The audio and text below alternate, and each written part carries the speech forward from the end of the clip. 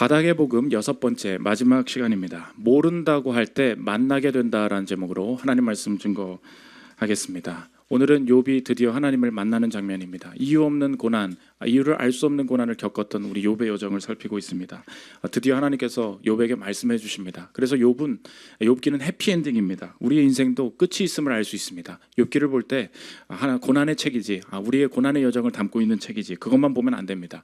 욥은 결국 주님 만나고 해피엔딩으로 끝났습니다. 우리의 인생에 분명히 끝이 있고 주님께서 우리의 삶을 행복으로 또 의미로 또 성취로 영생으로 이끄신다는 확신을 가지고 시작해야 된다는 것입니다. 마지막 38장부터 42장까지 하나님께서 욥에게 말씀하시면서 욥이 지금까지 생각했던 것과는 다른 더 큰 것 세 개를 보여주고 계시다는 것입니다. 우리에게도 동일하게 이 방식으로 일하십니다. 우리의 모든 여정 속에 이유를 알 수 없는 고난 가운데 쭉 여정을 통과하게 됩니다. 하나님께서 나타나셔서 결론 지으시고 말씀하실 때 더 큰 것 세 개를 보여주신다는 것입니다. 더 큰 것 세 개가 오늘 무엇인지 오늘 차례로 살피는 시간 갖도록 하겠습니다. 세 가지로 나눠서 살피겠습니다. 첫째로 살필 것은 더 큰 하나님입니다. 하나님이 자신을 드러내시는데 오늘 욥이 왜 고난을 당했는지 그 이유를 설명해 주지 않으시고 자신이 어떤 분이신가, 창조 세계를 나는 다 알고 있다라는 것으로 자신을 소개하십니다. 1절부터 한번 보십시오.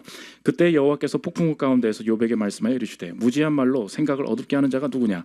너는 대장부처럼 허리를 묶고 내가 내게 묻는 것을 대답할지니라. 내가 땅에 기초를 놓을 때에 내가 어디 있었느냐? 내가 깨달아 알았거든 말할지니라. 누가 그것의 도량법을 정하였는지, 누가 그 줄을 그것의 위에 띄웠는지 내가 아느냐? 지금 하나님이 욥이 고난당한 이유를 설명하지 않으시고 하나님 자신이 누구신지 드러내면서 자기소개를 직접 하고 계시다는 것입니다. 성경 도처에 하나님이 자신을 소개하시는 방식을 나타내고 있습니다. 모세를 만날 때 떨기나무까지 해서 나는 거룩하니 내 신을 벗으라, 이렇게 하나님이 자기를 드러내시잖아요. 나는 만군의 여호와다. 자신의 이름들을 곳곳에서 드러내십니다. 근데 욥기에서 나타내는 하나님, 그것을 봐야 되는데 욥에게 자기를 처음 드러내실 때 나는 만군의 여호와다, 나는 어떤 존재다, 이렇게 말을 하셔야 되잖아요. 근데 하나님이 자기를 소개하시는 방식이 독특하다는 것입니다. 나는 어떤 존재다 이렇게 말씀하시지 않으시고 설명의 방법을 대조의 방식으로 보여주고 계시다는 것입니다. 그 대조가 무엇입니까? 나는 아는데 너는 모른다. 나는 아는데 너는 모른다. 나는 아는데 너는 혹시 아니?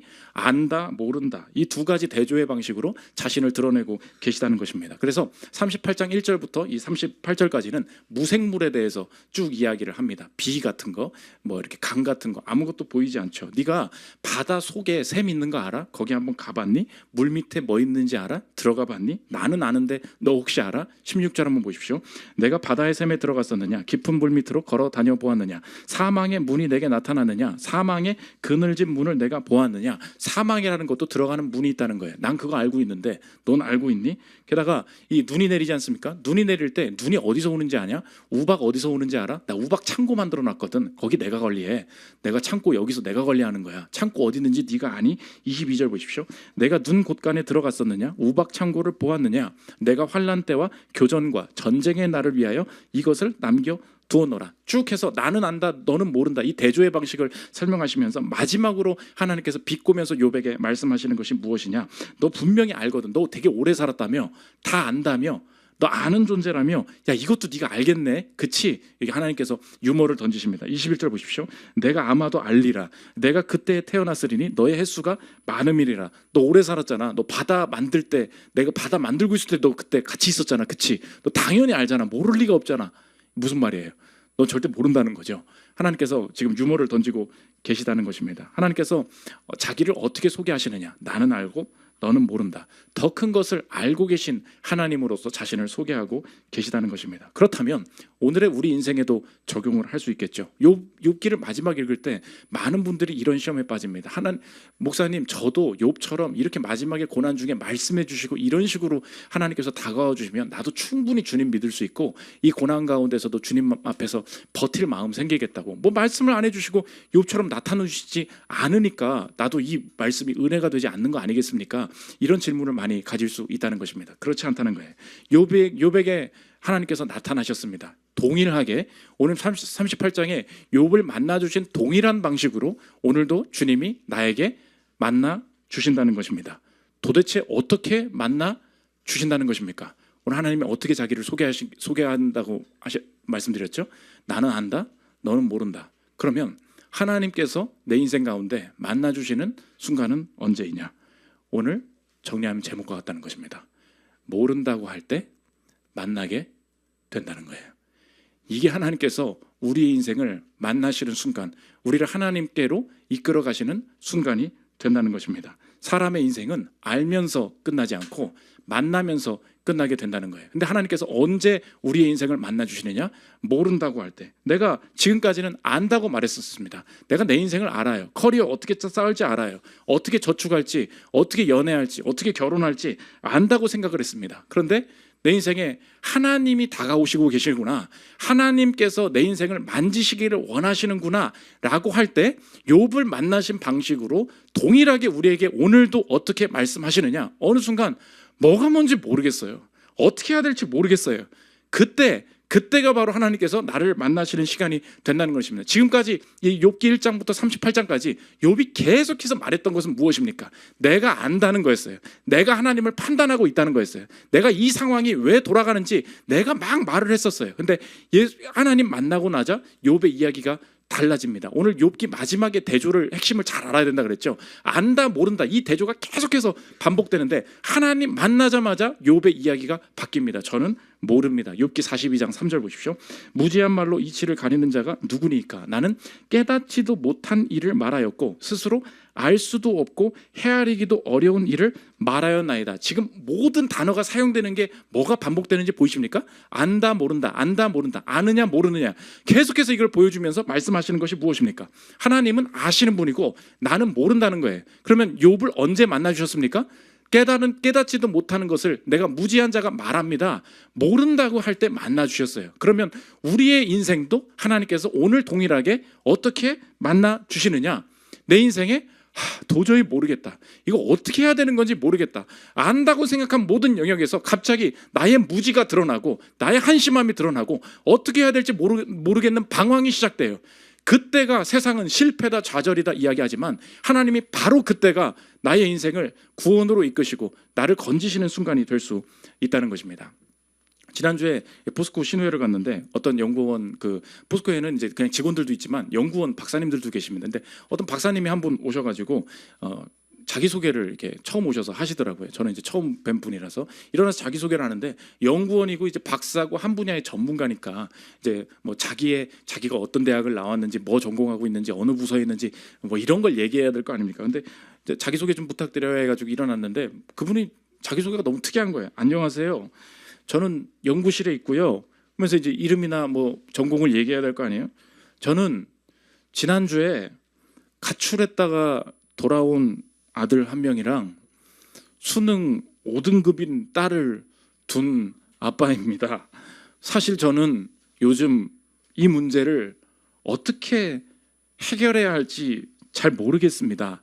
그래서 저 워딩 그대로 하는 거예요. 저는 승진이나 연구 같은 것은 아무 상관이 없습니다. 어떻게 돼도 좋습니다. 혹시 생각나실 때 저를 위해서 기도해 주시면 감사하겠습니다. 그러다 앉는 거예요. 제가 그래서 말했죠. 이름은 뭔지는 말하고 앉으시라고. 자기 이름을 말하는 것도 잊어버린 거예요.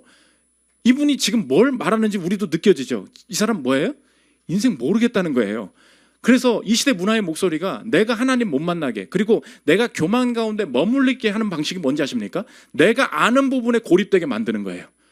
내가 여기서 박사 나왔지, 내가 이거 경력이 10년이지, 내가 결혼 생활이 20년이지, 내가 아는 부분에서 내 인생에 교만하게 만들어요. 그러면서 가로막는 게 뭐예요? 나는 통제할 수 있어, 알 수 있어, 해결할 수 있어, 감당해낼 수 있어. 그렇게 문제를 쫙 만들어놔요. 그러다가 인생 한 방에 가게 만드는 방법이 무엇입니까?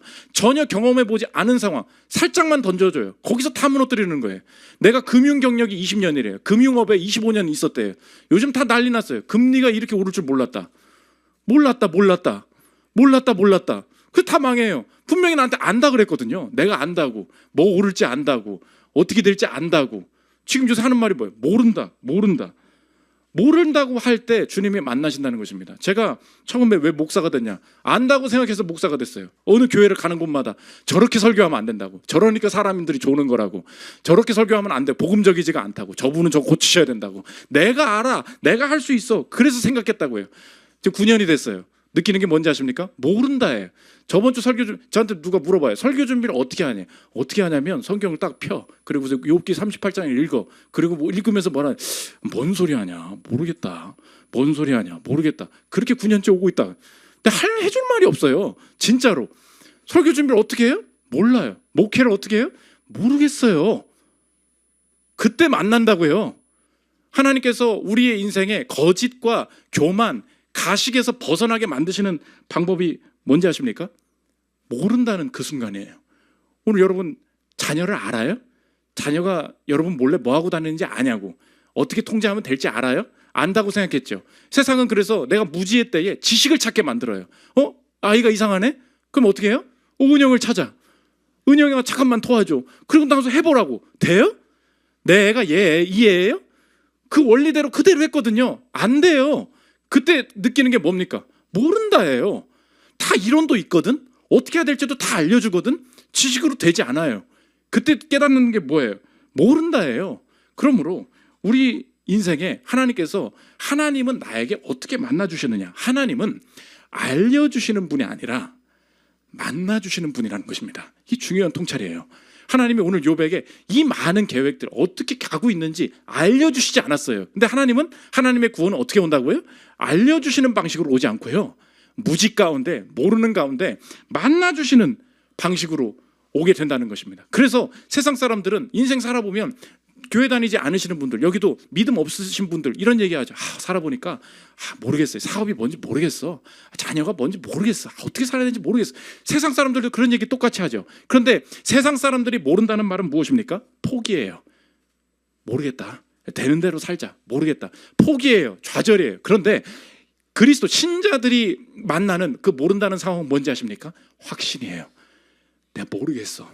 그런데 그 모르는 상황에 그분이 알려주시지 않으시고 만나주신다고요. 모르는 상황에서 주님이 이 결혼에 대해서, 이 자녀에 대해서 하나님께서 통제하시려고 하는구나, 하나님께서 도우시려고 하는구나, 모른다는 순간에 갑자기 그걸 느껴요. 그래서 세상의 무지와 나의 무지는 다릅니다. 세상은 모르겠어, 대충 살아, 포기해요, 좌절해요. 나는 뭐예요? 이 모르는 게 뭐예요? 구원이에요. 모르겠어. 그 순간에 주님이 이거 통제하기를 원하시나 봐. 주님이 다스리기를 원하시나 봐. 오히려 모르는데 확신 가운데 거할 수 있다는 것입니다. 오늘 어떻게 결혼해야 될지 모르겠죠. 뭐 그냥 어디 누구 좀 소개팅해서 잘 되면 될 줄 알았죠. 안 되죠. 어디 누굴 만나야 되는지도 모르겠죠. 하나님이 부르시는 거예요. 여자 만나러 다닐 게 아니고 하나님이 만나기를 원하신다고. 여러분 결혼한 사람한테 물어보십시오. 결혼만 하면 될 거 다 알 것 같죠? 결혼을 했어. 느껴지죠? 이 여자가 도대체 누군지, 내가 누구랑 결혼한 건지, 이 남자는 도대체 내가 알았던 그 사람이 맞는지 몰라요. 내가 안다고 생각하고 결혼했다고요. 그 다음에 느끼는 게 뭐예요? 바로예요. 몰라요.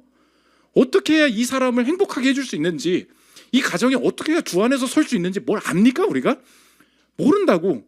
근데 그게 기회라는 거예요. 왜요? 세상의 무지는 좌절이에요. 신자들의 무지는 하나님이 만나주시는 구원이 될 수 있다는 것입니다. 그러므로 오늘 적용인데, 여러분이 무지한 상태, 모르는 부분이 있지 않습니까? 이 무지를 지식과 연결시키면 안 되고요, 이 무지는 언제나 존재와 연결시켜야 된다는 것입니다. 뭐라고요?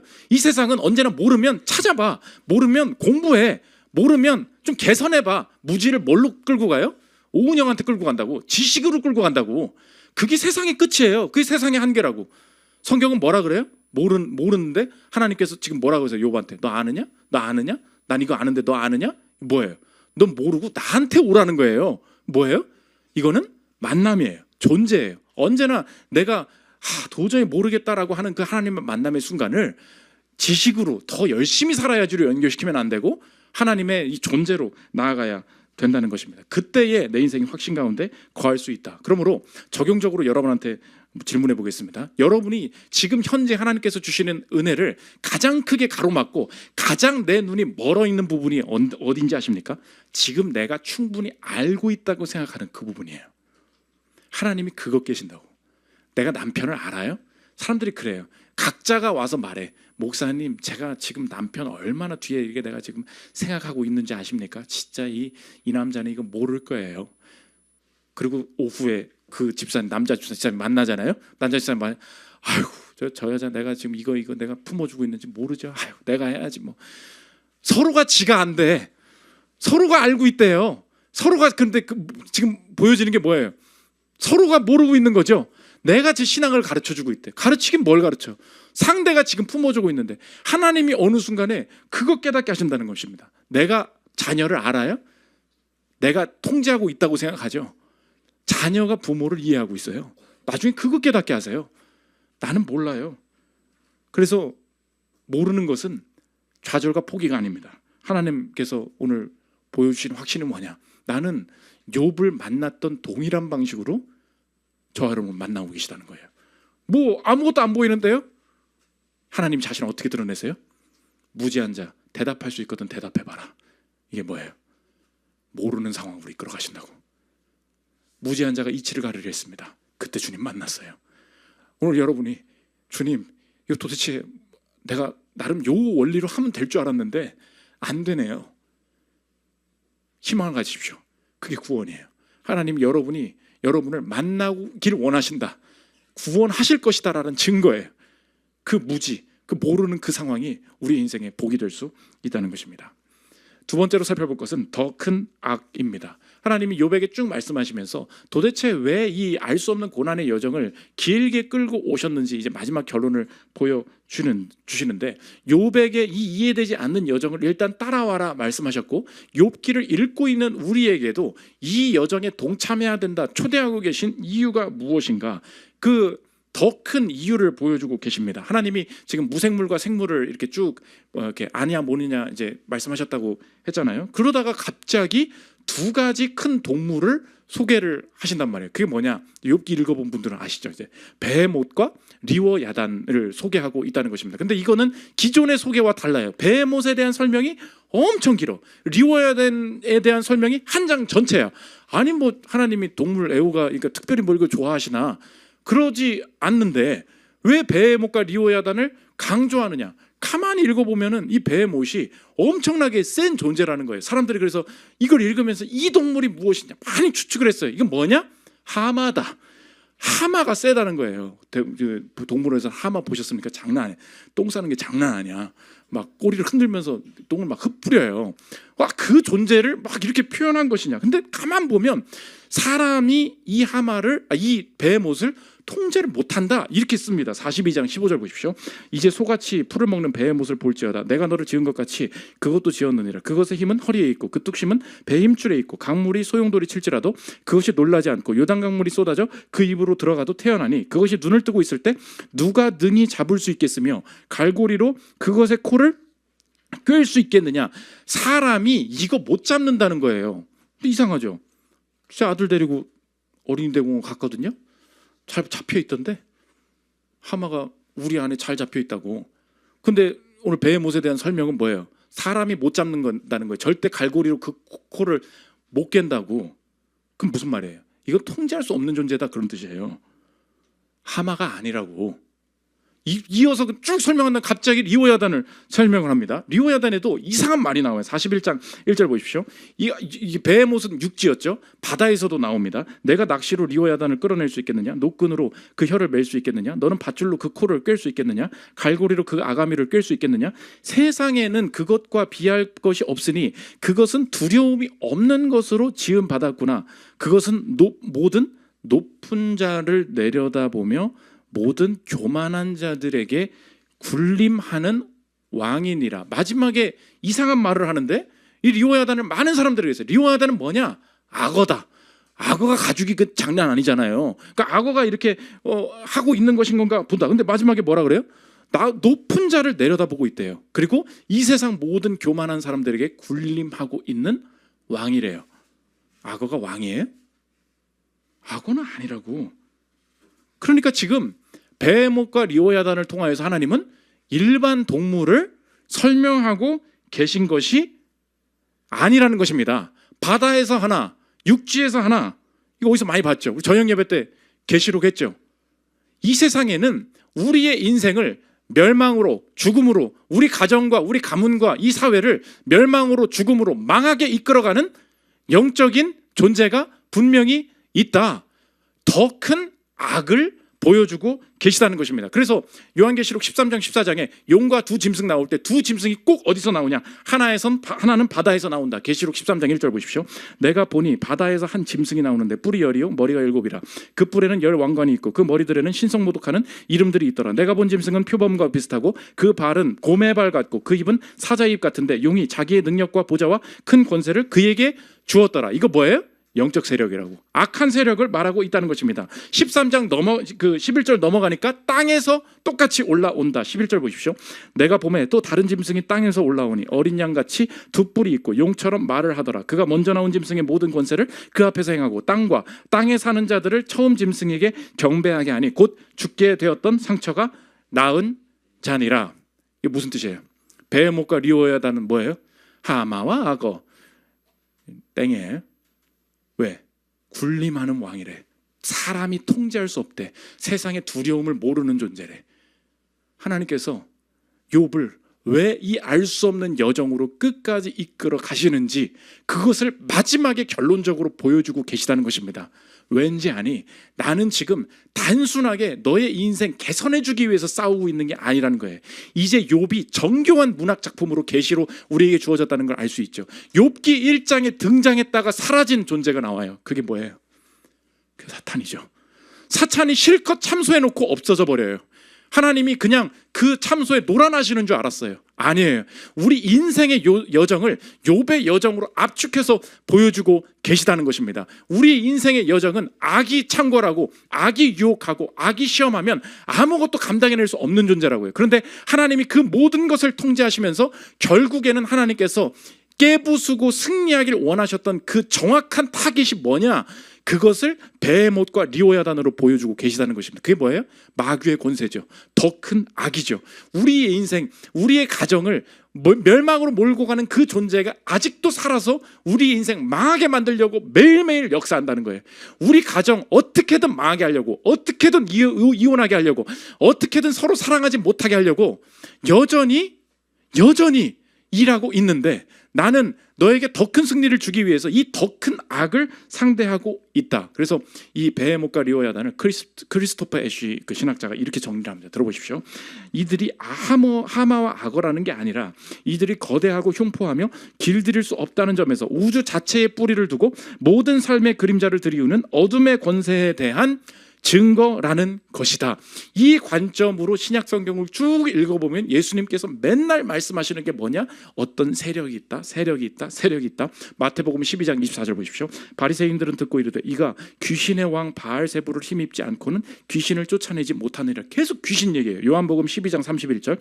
이제 이 세상에 대한 심판이 이르렀으니 이 세상의 임금이 쫓겨나리라. 에베소서 2장 2절. 그때 너희는 그 가운데서 행하여 이 세상 풍조를 따르고 공중의 권세 잡은 자를 따랐으니 곧 지금 불순종의 아들들 가운데서 역사하는 영이라. 누가 있다는 거죠?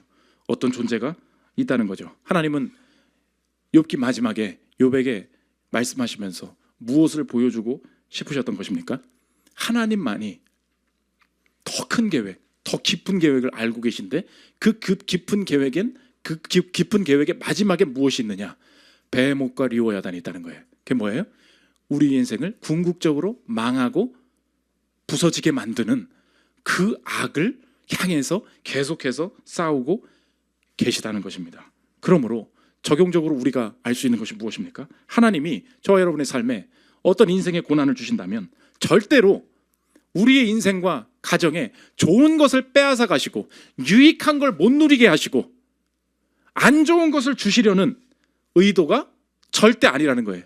왜 이 고난 가운데 이 여정을 통과하게 하십니까? 하나님은 우리 가정을 결국 무너뜨릴 더 큰 악을 상대하고 계시다. 이거 알아야 된다는 거예요. 우리 가끔 얘기합니다. 아니 결혼하는 사람 보니까 다 싸운대. 그래서 난 결혼하기가 싫대. 편안하게 살면 얼마나 좋냐고 이런 얘기예요. 하나님 앞에 열심히 기도하고 나는 바른 가정을 세워봐야지라고 다짐하고 기도를 했음에도 불구하고 결혼을 하면 이럴 수가 없어요. 내가 이 여자랑 결혼한 게 맞나 싶어요. 이게 내가 본 여자가 맞나? 우리 집 얘기가 아니고 여러분이 그렇다고 나는 잘 살고 있습니다. 우리가 그렇게 느낄 때가 있잖아요. 그때 후회되는 게 사람들이 뭐라고 후회되는지 아십니까? 이렇게 살 거였으면 결혼을 하지 말걸, 이런 일이 당할 거였으면 이러지 말걸. 아니에요. 하나님의 생각은 달라요. 왜요?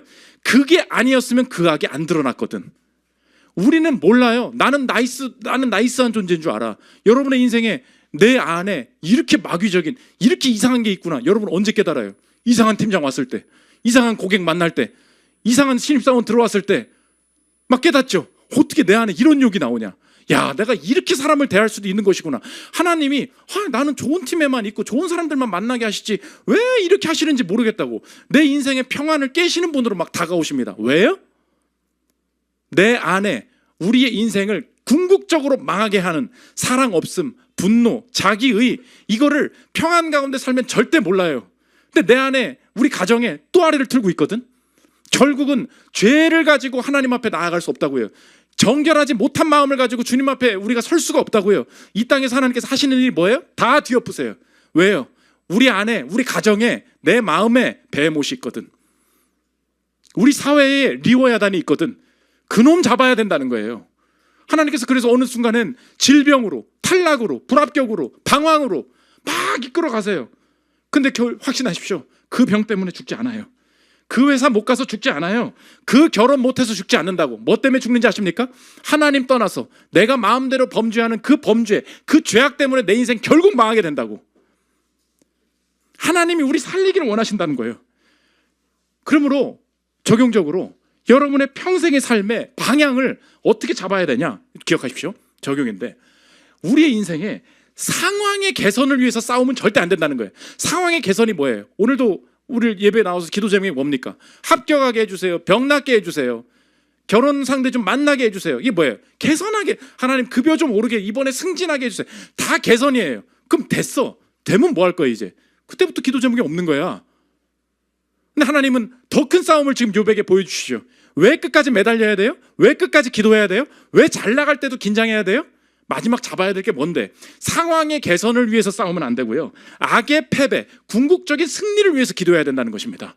오늘 여러분의 기도 제목이 제발 지금 이 고난 좀 끝나게 해주세요. 하나님이 그 끝나야 될 때를 아세요. 언제 끝나는데요?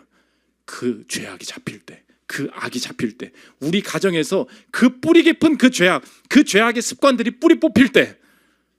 나도 몰랐어요. 회사 가보니 알아요. 나도 몰랐어요. 그 사람 만나니까 막 뭐가 드러나요. 나도 몰랐어요. 난 사랑 있는 존재인 줄 알았어요. 결혼하고 자녀 키우다 보니까 내 인생에 막 이 모든 게, 돈 없을 땐 몰랐어요. 하나님 갑자기 막 돈을 부어주셔. 그때 내 인생이 엄청난 교만과 자기의와 남들 하대하고 아주 돈 가지고 사람 판단하고 이런 게 팍팍 보여요. 그때 느끼는 게 무엇입니까? 하나님, 제가 몰랐군요. 하나님은 아시는데 저는 모릅니다. 하나님이 더 큰 하나님을 보이심과 동시에 더 크게 보여주시는 게 뭐예요? 더 큰 악이에요. 그 배의 목과 리워야단이에요. 그거 잡으러 하나님께서 이 모든 여정을 욥에게 보여주시고 우리도 이 여정 가운데 초대하신다는 것입니다. 그래서 사도 바울이 뭐라 그러냐, 내가 뭐 그냥 상황 개선하려고 지금 그냥 대충 싸우는 거 아니야. 명확한 타겟이 있어. 사도행전 9장 26절 보십시오. 그러므로 나는 다름질하기를 향방 없는 것 같지 아니하고 싸우기를 허공을 치는 것 같지 아니하며. 인생의 목표가 뭐야? 뭐 결혼하고 집 사고 뭐 행복하게 잘 살면 되지. 이게 허공을 치는 거예요. 대충 이렇잖아. 여러분 다음 뭐 할 거예요? 인생이 사는 의미가 없다고 느껴져. 그냥 이렇게 유지하다가 천국 가는 건가? 아니라는 거예요. 분명한 타겟이 있다고. 허공 없는 것 같이 공허한 곳에다 내가 칼질하는 게 아니라는 거예요. 여전히 틈틈이 매일매일 우리 사업, 우리 직장, 내 인생 망하게 만들고 기쁨을 앗아가고 영원히 저주 안에 거하게 만드는 그 세력이 분명히 있다. 욥이 이거 한 다음에 동시에 깨닫게 되는 게 뭐냐? 엄청난 고난 가운데 있는데 하나님이 베목과 리워야단 잡는 이 계획 안에 있다면 하나님의 계획은 절대 실패하지 않으시겠군요. 그래서 욥의 이 본문을 통해서 우리가 두 가지 확신을 얻을 수 있는데, 첫째로는 저와 여러분이 지금 겪고 있는 이 모든 고난과 이 모든 시련의 여정을 통해서 하나님께서는 궁극적으로 우리의 인생의 기쁨과 열매를 앗아가는 그 궁극적인 악을 사로잡으실 거라는 것입니다. 믿으십니까? 이게 첫 번째 내 확신이에요. 두 번째, 그 악의 괴멸을 위해서 하나님의 계획은 절대로 실패하지 않는다는 거예요. 욥이 여호와 하나님이 베헤못과 리워야단을 보여주신 다음에 욥이 고백하는 게 뭐냐? 이 정도 큰 계획 속에 하나님께서 일하실 때 내 이 고난 때문에 하나님의 계획이 절대 실패하지 않음을 내가 이제 확신할 수 있겠습니다. 욥기 42장 1절 보십시오. 욥이 여호와께 대답하여 이르되 주께서는 못하실 일이 없사오며 무슨 계획이든지 못 이루실 것이 없는 줄 아오니 무지한 말로 이치를 가리는 자가 누구니까? 나는 깨닫지도 못한 일을 말하였고 스스로 알 수도 없고 헤아리기도 어려운 일을 말하였나이다. 하나님의 계획은 절대로 이 고난과 이 질병과 이 상황, 이 늦어짐 때문에 절대로 실패하는 것이 아니었군요. 상황은 더 악화되는데 욥의 믿음은 훨씬 더 견고해졌어요. 왜요? 무지한 속에 주님을 만나버렸기 때문에, 베헤못과 리워야단을 봤기 때문에, 악의 더 큰 악을 봤는데 더 큰 확신이 생긴다고. 이게 주님이 주시는 위로가 된다는 것입니다. 크리스토퍼 애쉬의 이야기를 이어서 들어보십시오.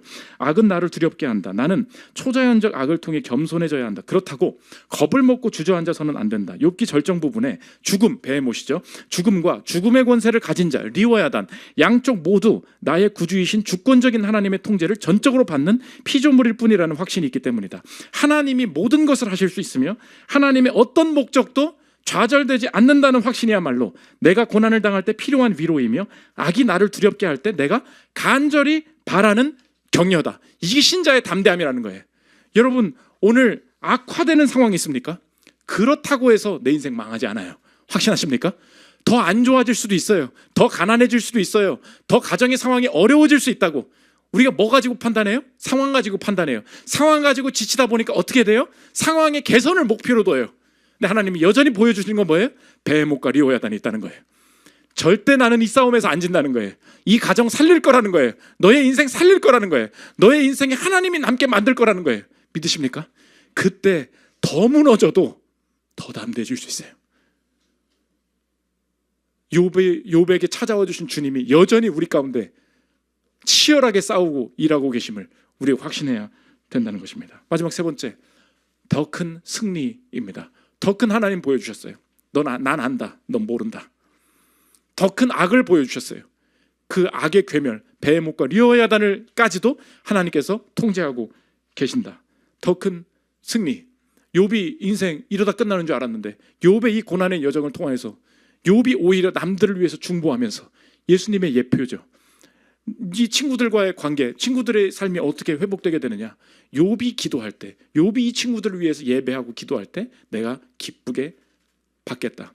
오히려 욥의 이 고난이 많은 사람들을 살리게 된다는 것입니다. 이번 주에 싱어게인 끝났잖아요.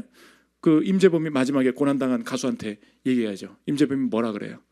아티스트들에게 고난과 고통 너무 피하고 싶은 거지만 그 고난의 여정을 통과하지 않고는 그 가사, 그 노래, 그 이야기가 도저히 전달될 수가 없기에 아티스트에게 자신이 경험한, 직접 경험한 그 고통과 고난은 자산이라고, 이 저축해 놓을 수밖에 없다고.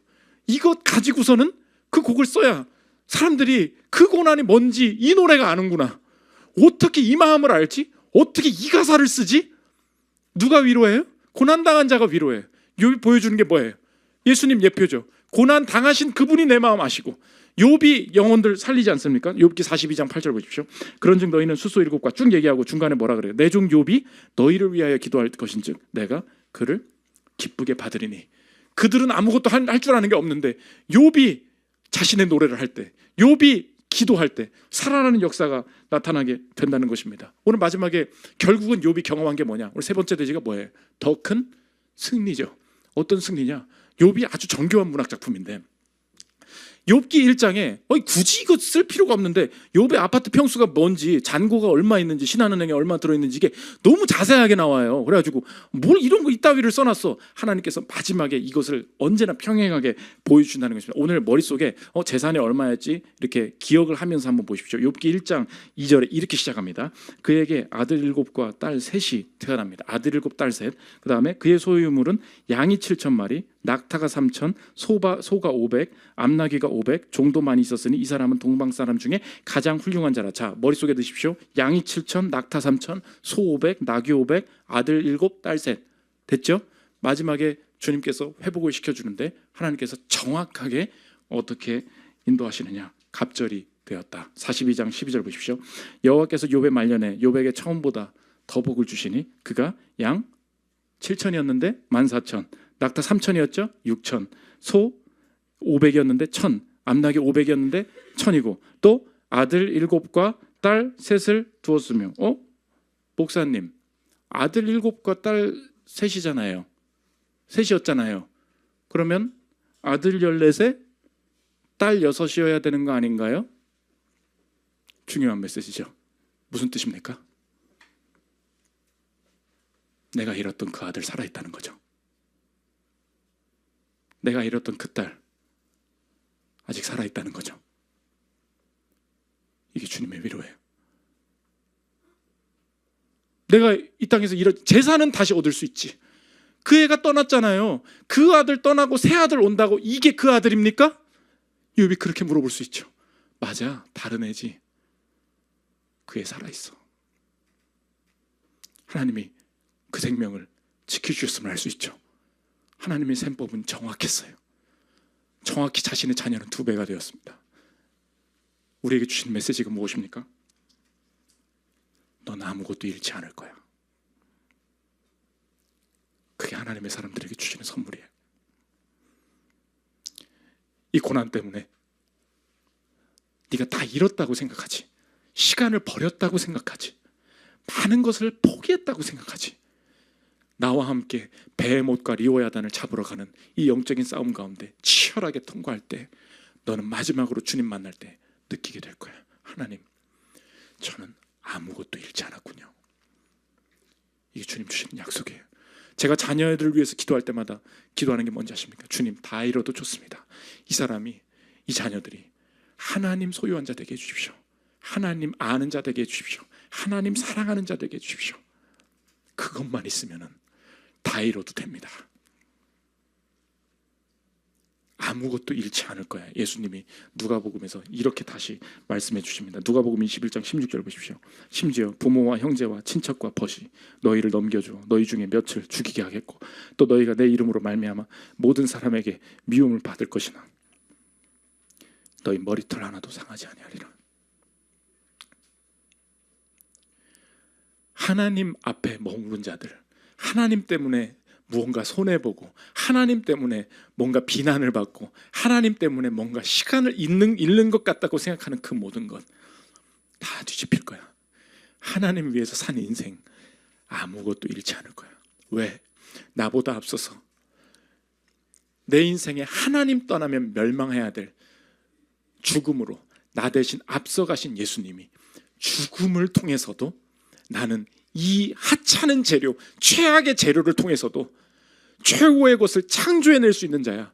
예수님이 증명해 주셨기 때문입니다. 마지막으로 히브리서 2장 14절 읽고 마치겠습니다. 자녀들은 혈과 육에 속하였음에 그도 또한 같은 모양으로 혈과 육을 함께 지니시면 죽음을 통하여 죽음의 세력을 잡은 자 곧 마귀를 멸하시며 그 베헤못과 리오야단을 어떤 방식으로 잡을 수 있었나? 이 세상의 힘과 권력으로는 절대 잡을 수 없었으나 그 죽음으로 들어오라는 악의 초청에 직접 그 악의 문으로, 사망의 문으로 들어가시면서 나는 죽음을 통해서도 생명을 창조할 수 있는 존재야라는 것을 보여주셨고, 내가 당해야 될 죽음 주님이 대신 당해주시면서 내가 오늘 맞이해야 될 죽음이 오히려 영생과 부활로 변하도록 주님께서 이미 보장해 주셨다는 것입니다. 믿으십니까?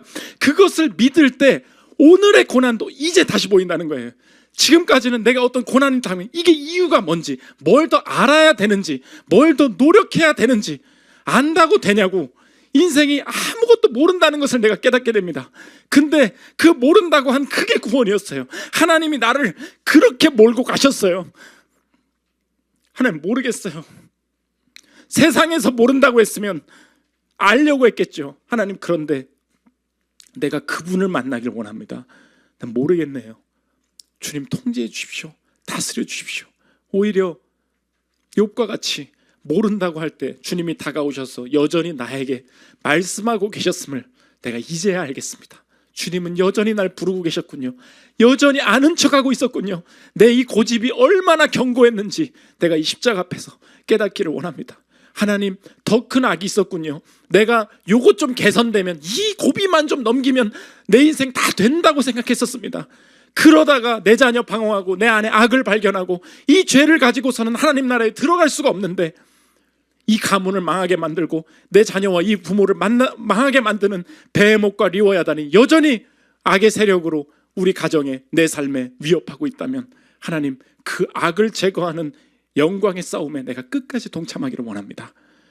그 싸움하다가 다 망하는 것 같지만 하나님이 머리털 하나도 상하지 않게 우리의 인생, 우리의 가정 붙잡아 주신다는 약속이 있으니, 죽음을 통해서 죽음의 권세를 잡으셨듯 죽음과 같은 나의 오늘의 인생 속에서도 죽음의 권세를 잡고 승리하는 그 영광을 내게 허락해 주옵소서. 이 담대한 고백이 있는 저 여러분들 되시기를 기도합니다. 찬양하고 기도하는 시간 들어가겠습니다.